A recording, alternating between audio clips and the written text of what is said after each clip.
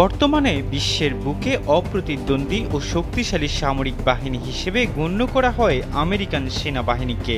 এমন শক্তিশালী সেনাবাহিনী থাকার পরও নিরাপত্তার শঙ্কায় আছেন মার্কিন নাগরিকরা। তাদের উপর হামলা করার জন্য গঠন করা হচ্ছে আরেকটি সেনাবাহিনী, আর এর নেপথ্যে রয়েছে বিশ্বের বিভিন্ন দেশ থেকে আমেরিকায় পাড়ি জমানো অভিবাসীরা। এমনই এক চাঞ্চল্যকর তথ্য দিয়েছেন সাবেক মার্কিন প্রেসিডেন্ট ডোনাল্ড ট্রাম্প। বার্তা সংস্থা রয়টার্সের এক প্রতিবেদনে বলা হয়, অভিবাসীরা মার্কিনীদের উপর আক্রমণ করার জন্য সেনাবাহিনী গঠন করছে। আফ্রিকা, মধ্যপ্রাচ্য ও অন্যান্য জায়গা থেকে আসা অভিবাসীরা আমেরিকানদের শহর দখলের ষড়যন্ত্রে মেতেছে। বৃহস্পতিবার নিউ ইয়র্ক সিটির দক্ষিণ ব্রোঙ্কসে এক নির্বাচনী প্রচার সমাবেশে ট্রাম্প এসব কথা বলেন। আসন্ন মার্কিন প্রেসিডেন্ট নির্বাচনে রিপাবলিকান দলের পক্ষে প্রেসিডেন্ট পদে লড়বেন সাবেক এ প্রেসিডেন্ট।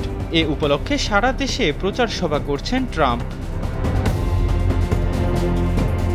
সমাবেশে ডোনাল্ড ট্রাম্প কোনো প্রমাণ ছাড়াই দাবি করেন, আফ্রিকা, মধ্যপ্রাচ্য এবং অন্যান্য জায়গা থেকে আসা অভিবাসীরা সংঘবদ্ধ হচ্ছে। তারা আমেরিকানদের আক্রমণ করার জন্য সেনাবাহিনী গঠন করছে।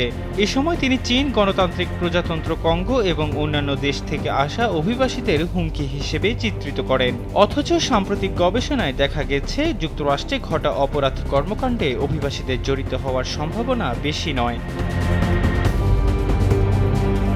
ট্রাম্প বলেন, আমি মনে করি অভিবাসীদের মধ্যে যারা যুদ্ধের জন্য সামর্থ্যবান পুরুষ, তারা একটি সেনাবাহিনী গঠন করছে। তারা আমাদের ভেতর থেকে আক্রমণ করবে। আমরা এই লোকেদের যুক্তরাষ্ট্রে আসতে দেব না এবং আমাদের শহরকে আমাদের কাছ থেকে কেড়ে নিতে দেব না। এবার নির্বাচিত হলে আমাদের দেশের ইতিহাসে সবচেয়ে বড় অপরাধমূলক নির্বাসন অভিযান চালানোর অঙ্গীকার করছি।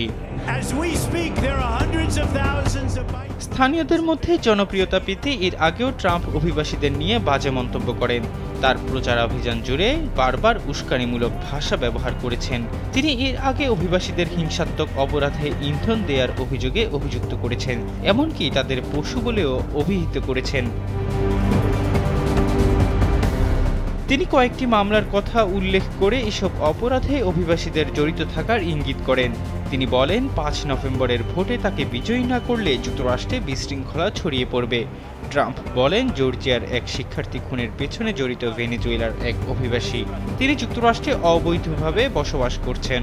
সাবেক এ প্রেসিডেন্ট বলেন, কিছু অভিবাসী আছে যারা পুরোপুরি মানুষ নয়। তাদের পশু বলে ডাকতে ডেমোক্র্যাটরা নিষেধ করে। তারা তাদের মানুষ বলে। আমি বলি, এসব অভিবাসী মানুষ নয়, তারা পশু। এহসান আব্দুল্লাহ, কালবেলা ডেস্ক।